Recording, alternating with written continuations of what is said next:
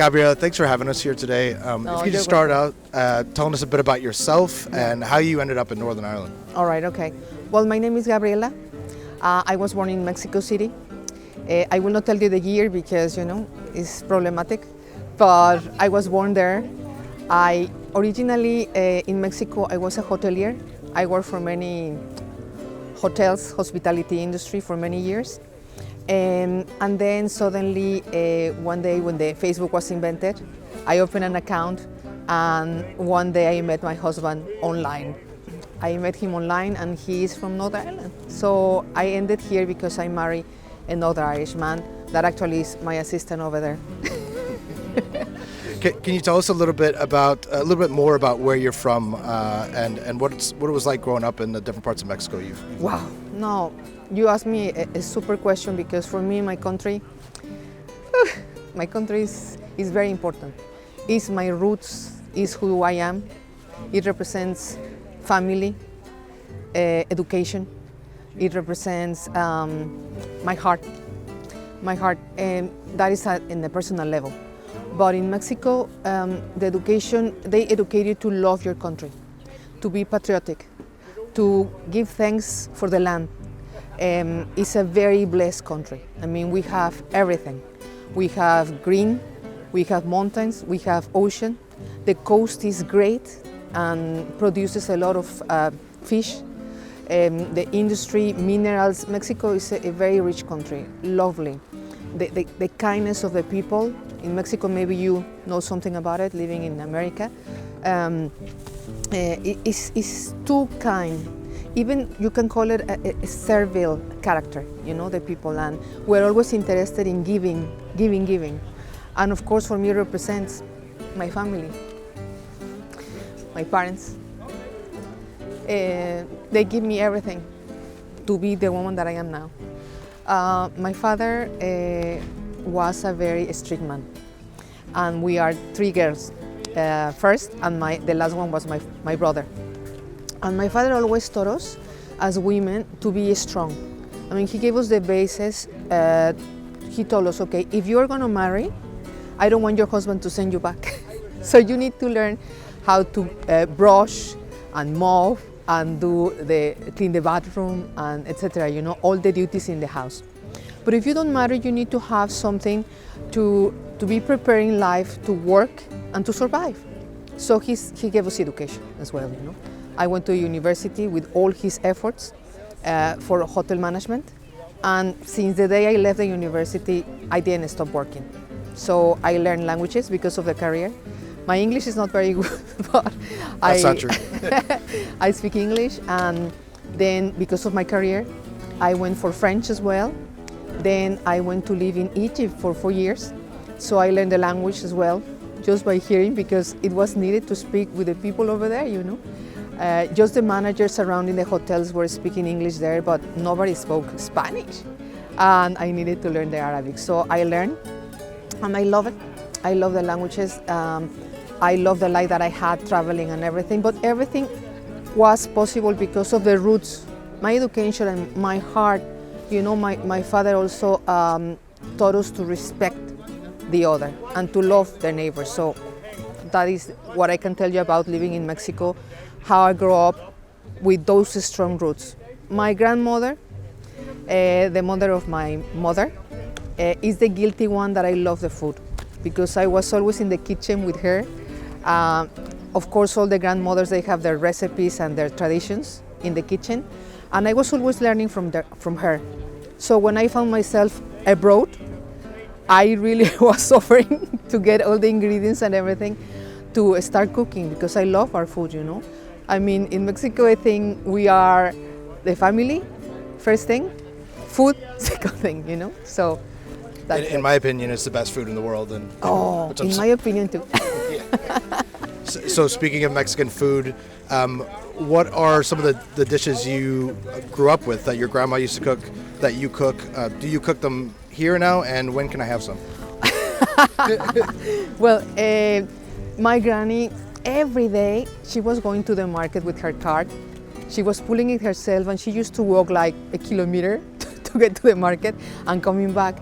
And she was always getting the fresh products, you know. She always told me, Gabby, you need to look for fresh. You need to look for the herbs to be fresh. She was smelling all the herbs and choosing them because she told me this is what is going to give you the taste, the touch, you know. So the favorite for her was always the soups, you know, like chicken soup, fideo soup, the Mexican rice, all those kind of things. And she was also cooking a lot of fish. She was frying the mojarritas and different kind of fishes, you know. She was always giving us a different dish every day. She was the one cooking in the house. My mom was working, and she was the one always cooking, you know. So tacos, quesadillas, sopes, all what is, the Mexican diet is based in corn. It's like here, the potato, over there is the corn. You find a tortilleria in every corner over there, like the fish and chips here. So our tortillas, basic. You eat tortillas in Mexico every day. The Mexican family, you will always find the tortillas there. When can you try it? Very soon. I am now cooking here in Other Island tamales, different flavors, and you will be able to try it as well. I'm very much looking forward to that. Okay. You talk about your grandmother's touch, and there's a touch to cooking, and certainly that's huge in Mexican food and cultures around the world. Can you talk a bit more about that? Is that something that can be taught? Is that something that's learned through childhood? How does that work? Yeah. Well, I think I learned it from her because from very small, like a child, I was always with her, you know, looking how. I think you can learn to cook Mexican food, yes, why not, if you have the passion. I think not only with food, with everything, you need to have the passion for something to be able to learn it, to love it, you know, and to, with your emotion, put it in the food. There was a film long time ago that is called Como Agua para Chocolate, which in English will be translated like a water for chocolate, something like that. And the film is about a Mexican woman that is cooking, she's great, but all her emotions are going to the food and it affects the people. So I see it like that. I see it like that. Of course you can learn, but you need to love it. You need to love it. And I know a lot of Mexican women that they don't have the touch. I forgot the word in Spanish now, but sazon, you know, they don't have that, even if they are Mexican. Maybe because they don't love the food, maybe because they have other passions, but I think you can get it to the family, and if you want to learn, of course, you can get it. That's a beautiful way of putting it. I want to ask, you know, there's been connections between this island and Mexico going back to certain historical events throughout the last few centuries. What are some of the similarities you find between people from here and Mexico, and what are some of the differences? Well, be honest, it's fine. It's a very different atmosphere. I mean, Mexico is a huge country. Northern Ireland, because I find out, Northern Ireland is the same territorial size as Mexico City. I believe it. It is the same. I think there is a difference of 1 kilometer only. So starting from there, you know, Mexico is a very diverse country. We have 32 states. It's a huge country. We have, in Mexico City, I think now it's 25 million people. So starting from there is quite different. One similarity that I can find, not in everyone, but in most of the people, is family rooted. You know, I mean, people is concerned about the family. They love the grandparents. There is influence from the grandparents to the children, to the grandchildren. That could be something, you know. Differences, whatever, you know, everything, the culture is totally different. Totally different culture. I was earlier talking to you about how the weather influences the character of the people, you know. If it's always raining, if it's always cloudy, it will affect in your emotions, in the way you go out. You cannot go out. You can only go out in the summer, you know. You know, even I heard somebody in Spain saying that there is a song from a singer in Spain that he said, I wish that always could be summer. Because during the summer we are always tan and happy and we dance and we go out to the beach and so on. So I think the weather also marks a lot of the behavior in people, no? Yeah. Now, tell us about your business, México Lindo. Oh, it's a gift. It was very hard for me to adapt in the beginning, my first years in Northern Ireland, for these cultural differences. And one of the things that I really needed, as I told you, was my family and my food. I started to look around to see where could I find some food, Mexican food. And I found a shop in the center of Belfast. And I paid for a kilo of maseca, corn flour, 11 pounds. 10 pound, 11 pound. And I was like, okay, this is the one and only bag of flour. It's a ripoff. Yes. So I said, I cannot be paying that always, you know. I found some things in the internet as well, but they were the same prices. So I said, I had to do something, you know. And I started to find out. It took me 6 years to really do it, because also my husband needed to be in agreement with me, you know. It needed to be a project that involved him as well, you know. So in 2019, I started to develop the idea, to work in a business plan. And I am a woman of faith. So I said, okay, if this has to be, and is meant to be, it will happen. If it's not, I will fail. So I don't stop thinking about failure. There is a possibility of failure, yes, but I always decide to go forward, you know, and to say, okay, I have to try. Because if I don't try, I will never know if it's gonna work or not. So I tried. I started in the internet, finding some information about how to open a business in Northern Ireland. How could I bring the stuff from Mexico? How much did it cost? I had my savings, because I had 2 jobs before that. I had my savings, and I said, okay, I will invest this here. I felt it in my heart, and I started to develop.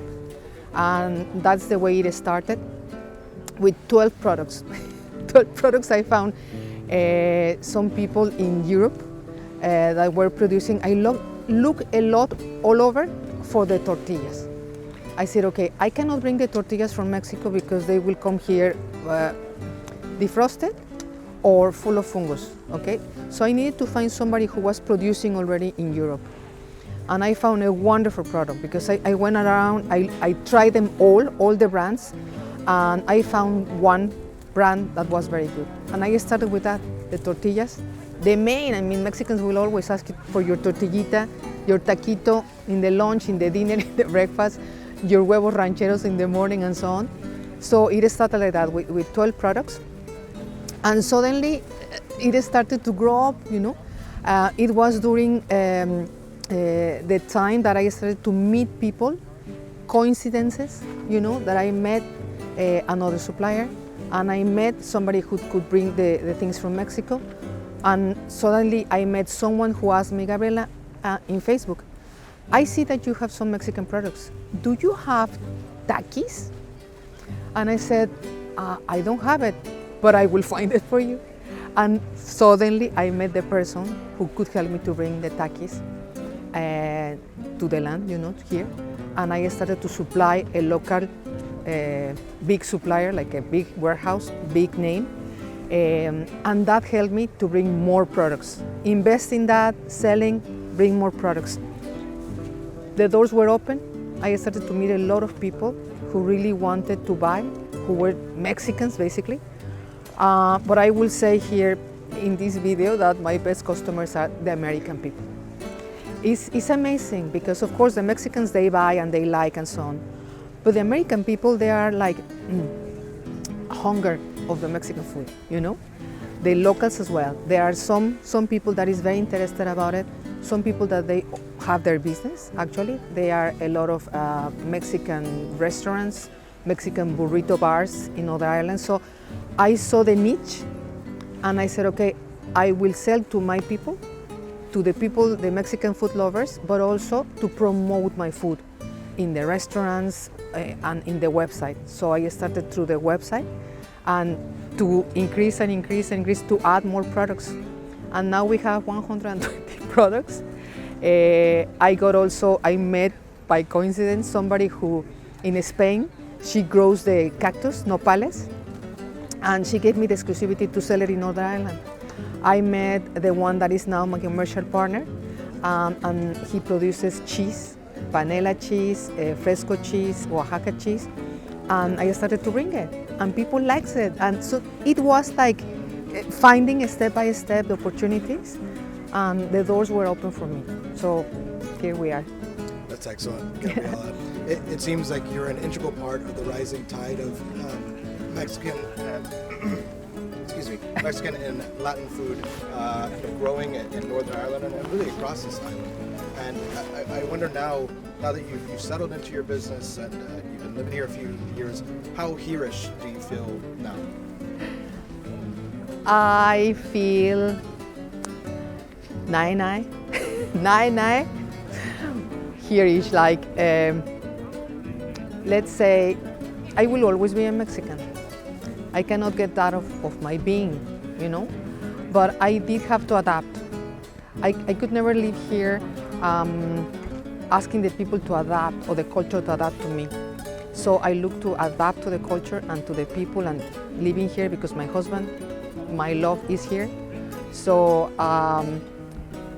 I feel with the time, probably now that I have my food and the business is helping me to become more here-ish.